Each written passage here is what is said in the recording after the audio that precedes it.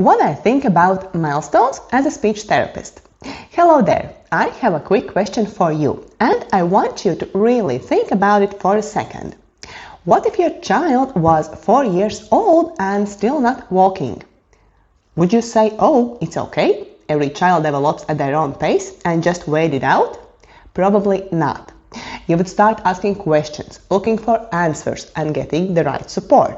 So why is it when a child isn't talking, even by age 3, 4, or even 5, we're so quickly to say they will grow out of it, or let's just give them some time?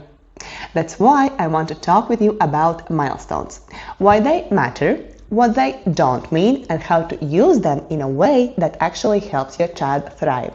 As a speech therapist, I want to be honest with you. I don't see milestones as rules written in stone. They're not there to make you panic if your child is a month or two behind, especially in the toddler years. But they are there for a reason. They give us a general timeline of what most children are able to do at a certain age. And when a child is significantly behind or missing several steps in a row, that's when it becomes more than just wait and see situation. Imagine this. You go to the pediatrician and they tell you that your child is in the 10th percentile for height. Okay, no big deal. But if suddenly they drop to the 2nd percentile over the next few months, you would want to look into it, right? That's the same way we look at communication milestones. It's not about judgment, but it's about awareness. Now I completely understand where the phrase every child develops at their own pace comes from. It's comforting. It takes away pressure, and to be fair, yes, it's partly true.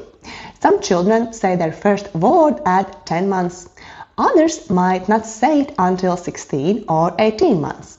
But when a child is 2 and still not saying a single word, or 3 and not putting 2 or 3 words together, it's time to check in. Because if we wait too long, hoping they will just catch up, we can miss that important window where the brain is most ready to learn language. I often explain this to parents using something we all understand: walking. Before a child walks, they go through several steps. They learn to roll over, then sit up, then crawl, then pull to stand, and only after all of that do they take their first steps. We don't expect a baby to just stand up one day and start sprinting, right? There's a progression. The exact same thing applies to speech and language. If a child isn't yet imitating gestures or making basic sounds, it's unrealistic and unfair to expect them to use full sentences or answer complex questions. Each stage of communication builds on the one before it. So when we know what step they're on, we can support that exact step instead of jumping too far ahead and wondering why if it's not working.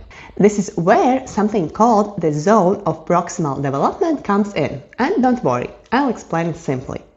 The zone of proximal development is basically the space between what your child can do on their own and what they can do with your help. This is the sweet spot where learning happens.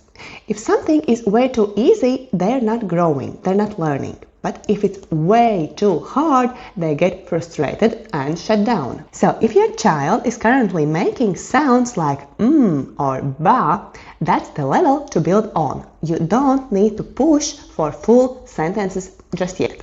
You need to meet them where they are and guide them to the next tiny step. And that's what milestones help us do. They show us where the gaps are and help us know what to focus on right now. Please know, checking milestones doesn't mean you're a pushy parent. It means you're an informed and proactive one. It doesn't mean your child is behind. It means you're curious and you want to give them the support they deserve. There's no shame in getting help early. There's power in it. If this helped you rethink the way you view milestones, tap that like button and subscribe to my channel for more parent-friendly speech therapy videos. And if you're ready to take a big step forward and help your child say their first words and beyond, check out the link below. I've created something special to help you move from worry to real progress. You've got this, and I'm here to walk with you step by step.